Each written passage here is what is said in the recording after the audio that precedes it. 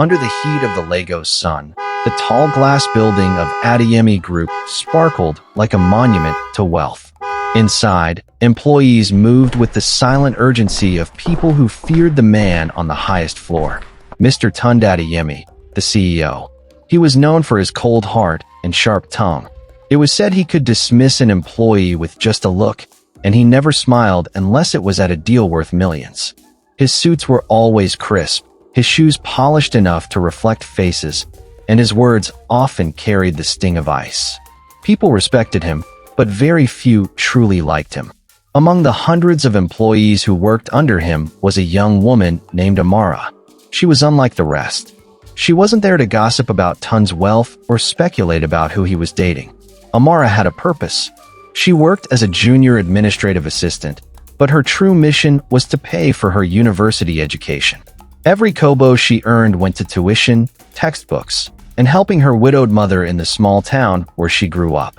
While others used office hours to sneak glances at Tun's broad shoulders and expensive wristwatches, Amara kept her head down, typing, filing, and taking on extra tasks without complaint. Her colleagues sometimes teased her for being too serious, calling her office robot, but she didn't care. She had no time for games. Tun noticed her only after an incident that might have gone unnoticed by anyone else. One afternoon, the office cleaner slipped while carrying a heavy mop bucket, spilling dirty water across the hallway. The other staff stepped back, frowning at the mess, but Amara quickly rushed forward. Without thinking twice, she grabbed tissues and a mop to help clean up, even though it wasn't her job. She smiled at the cleaner, reassuring her that accidents happen, and kept working until the floor was spotless. Tund, who had been walking past, paused. It was rare for him to stop mid-stride, but he found himself watching her. She didn't know he was there, and that made her actions even more genuine. In a world where so many did good only when someone was watching, Amara's kindness stood out. From that day, he began to observe her quietly. She came to work early, often with tired eyes, but never with a bad attitude. She stayed late when deadlines loomed, helping colleagues who had fallen behind, even those who didn't treat her well. She wasn't flashy, and her clothes were simple but always neat. She carried herself with quiet dignity, and there was a calm strength in the way she faced each day. For a man who had spent years surrounded by people who smiled only to get something from him, Amara was different. Tun's interest in her surprised even himself. He was used to glamorous women who wore perfume that lingered in the air and carried designer handbags worth more than most people's rent. They showered him with attention, always laughing too hard at his jokes and finding excuses to touch his arm. But with Amara, it was the opposite. She avoided unnecessary interaction with him.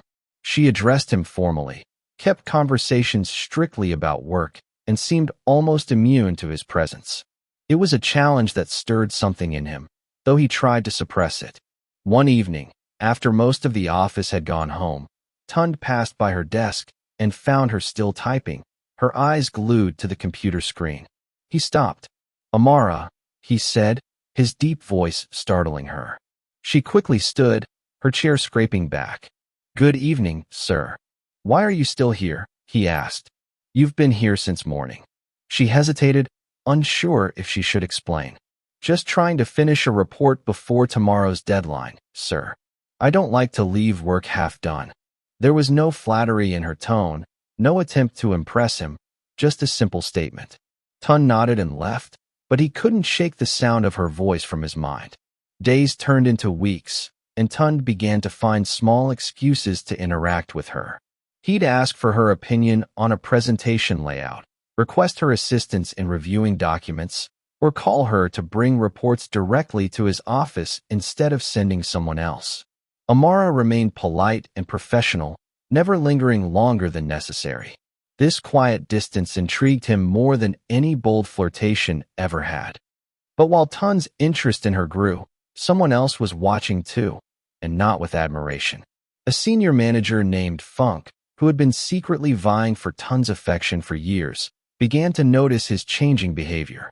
She had always believed she would be the one to melt the ice around his heart, but seeing his gaze follow Amara in quiet moments filled her with envy.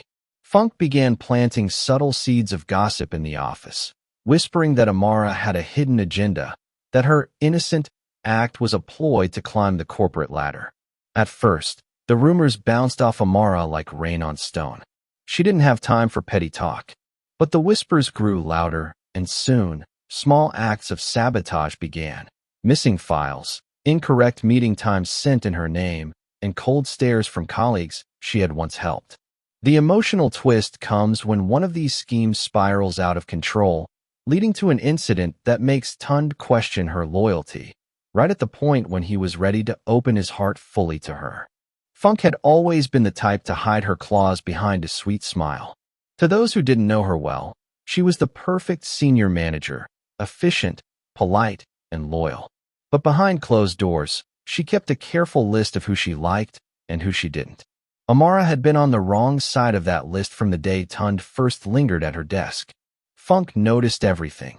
The way his usually cold eyes softened when he spoke to Amara, the way he sometimes paused to watch her work. It made her skin burn. For years, she had imagined herself by his side, not just as a manager in his company, but as the woman who would finally warm his frozen heart. She had waited, dressed in expensive suits, with hair and makeup always flawless, making sure she was in his line of sight. But all her subtle efforts had gone unnoticed. Then this young assistant, with her modest blouses and secondhand shoes, had captured his attention without even trying. The whispers began quietly at first. Funk would lean over to a group of employees during lunch, her tone light, but her words sharp. "Have you noticed how much time Tund spends with Amara lately? She's smart, I'll give her that. Knows exactly how to get close to the boss without making it obvious." The others would chuckle, not taking it too seriously at first. But Funk kept at it, day after day, adding little drops of poison to their thoughts. Soon, the chuckles turned into smirks, and the smirks into judgmental stares. Amara, focused on her work and her studies, didn't pay attention at first. She had learned long ago not to get tangled in workplace drama. But small things began to change. People stopped greeting her in the mornings. Files she had neatly organized the day before would be mysteriously missing. Meeting invites would be sent without including her, only for her to be blamed later for forgetting her duties. She brushed it off at first, thinking it was coincidence. But one evening, as she passed the pantry, she heard her name. "I'm telling you," a voice said, "that girl is just pretending to be humble. You'll see, she's after something. No one works that hard for nothing." Another voice laughed. "And the boss? He's too blinded by her innocent face to notice. Watch, she'll be promoted soon. Then we'll know the truth." Amara froze, her chest tightening. She walked away without confronting them, but their words followed her all the way home. For the first time since joining Adeyemi Group, she wondered if she truly belonged there. The storm broke a week later. It was during the company's quarterly investor meeting, one of the most important events on the calendar. Tund had trusted Amara with preparing a confidential report, a summary of upcoming projects and financial forecasts. She had worked late for days, double-checking every detail. That morning, she placed the neatly printed report on his desk before the meeting. But when Tund opened it in front of the investors, his face darkened. The figures were wrong, completely wrong, with errors so glaring it made the company look incompetent. A tense silence filled the room. The investors exchanged glances. Tund closed the file slowly, his jaw tight. "We will correct these numbers," he said in a calm but icy voice. "And I apologize for the oversight." When the meeting ended, he didn't call her to his office immediately. He didn't need to. The look he gave her as he walked past said enough. It was not anger, it was disappointment, and somehow that cut deeper. By the time he finally summoned her, the weight in her chest was unbearable. She stood in front of his desk, her hands clasped together. "Sir, I don't know how that happened," she began, her voice trembling. "I checked those figures over and over. Someone had to put that report together," he interrupted, his tone colder than she had ever heard it. "And it was your responsibility. I trusted you, Amara." Her throat tightened. "I would never sabotage my work. Please, believe me." He stared at her for a long moment, something unreadable in his eyes. "Go home for the day," he said finally. We'll talk tomorrow. But tomorrow came, and she didn't return. That night, she sent a short email to HR, a resignation letter. She thanked them for the opportunity, but explained she needed to focus on her studies. The truth was, she couldn't bear the thought of working in a place where her integrity was in question, especially in the eyes of the one person whose opinion mattered more than she wanted to admit. Tund read the email in his office long after everyone had gone home. He should have been relieved. This would make things simpler. No more distractions. But instead, an uncomfortable ache settled in his chest. He told himself it was just disappointment in her unprofessionalism. Yet, deep down, something in him whispered that he had made a mistake. Weeks passed. He buried himself in work, but the office felt strangely emptier. Her desk sat unused, and every time he passed it, he caught himself glancing over as if expecting her to look up and smile politely. One rainy Saturday, he decided to attend a small business seminar out of town, hoping a change of scenery would clear his head.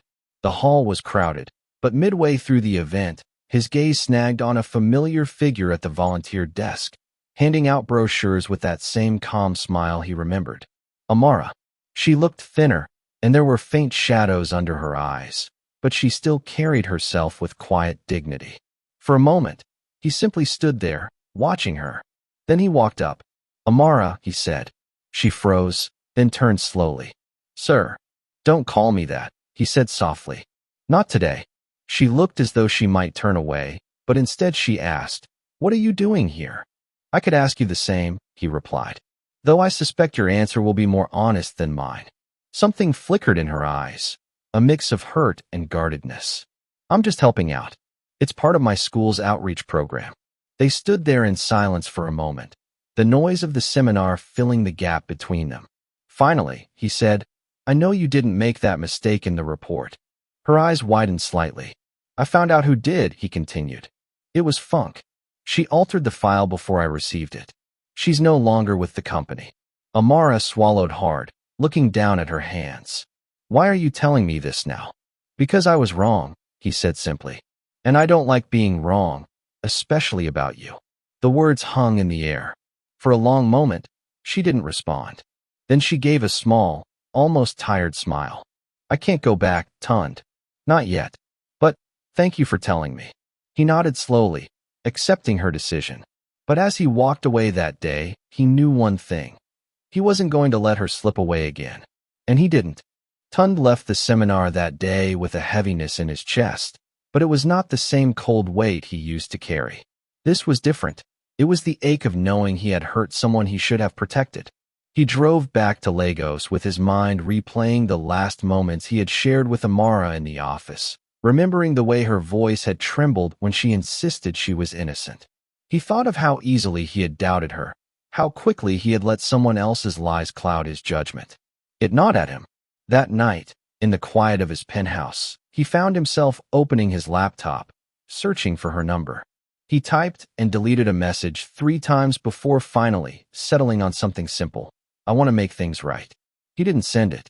Words felt too small for what he needed to do. Over the next few weeks, he began to appear in places where he knew she might be. Not in an overbearing way. He was careful about that, but enough to let her know he was thinking of her.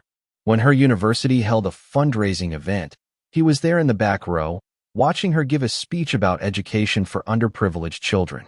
When she volunteered at a community food drive, he quietly made a large anonymous donation and left without speaking to her. But slowly, she began to notice. One evening, as she was leaving the campus library, she found him leaning against his car by the gate. It was already late, and the street was almost empty. She hesitated before walking up to him.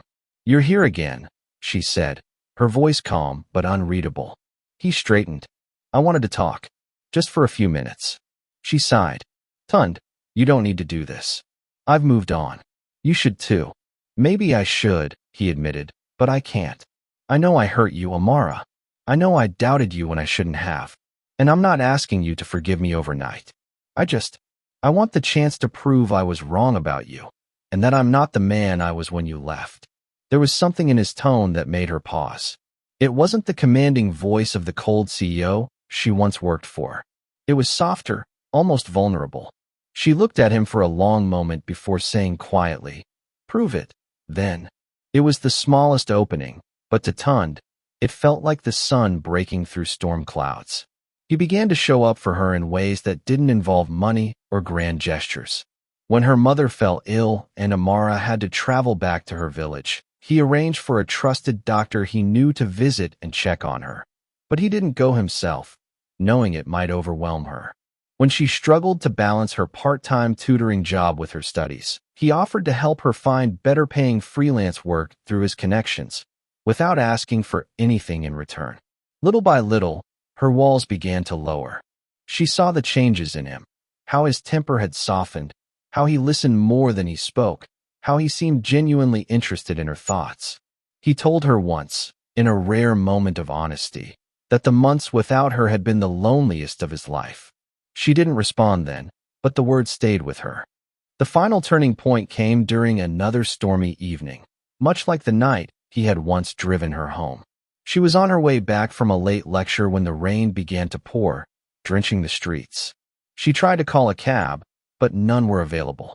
As she stood under a shop's small awning, shivering, a familiar black car pulled up. The window rolled down, and Tund leaned over. "Get in," he said simply. This time, she didn't hesitate. She slid into the passenger seat, and the warmth inside made her sigh in relief. For a while, they drove in silence, the sound of the rain filling the car. Then he spoke. "You know, I used to think money could fix anything. A problem, a mistake, a relationship, just throw enough at it, and it would go away. But with you, I've learned that's not true. What I broke with you couldn't be bought back. It had to be earned." She looked at him, her eyes softening despite herself. "And you think you've earned it now?" He gave a small smile, but there was no arrogance in it. "I hope I have, but only you can decide." They reached her apartment, and he didn't immediately unlock the doors. The rain was still falling, blurring the world outside. For a moment, they just sat there, the air thick with things unsaid. Then, slowly, she reached for his hand. It was a simple gesture, but to Tund, it felt like a lifeline. "I believe you now," she said quietly. "And I forgive you." The relief that washed over him was almost overwhelming. He didn't pull her into an embrace right there, didn't rush the moment. He just held her hand, letting the quiet between them say what words couldn't. From that night on, they began to see each other more openly.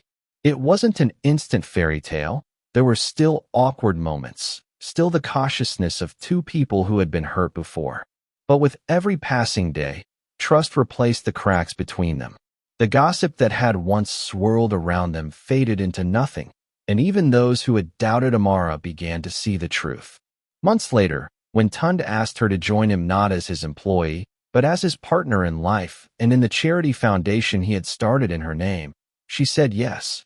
Not because he was rich, not because he was powerful, but because he had become the man she had always believed he could be. And so, in the heart of Lagos, the cold-hearted CEO and the hard-working assistant found their way back to each other. Not through grand gestures or whispered promises, but through patience, humility, and the kind of love that survives even the storms it doesn't deserve.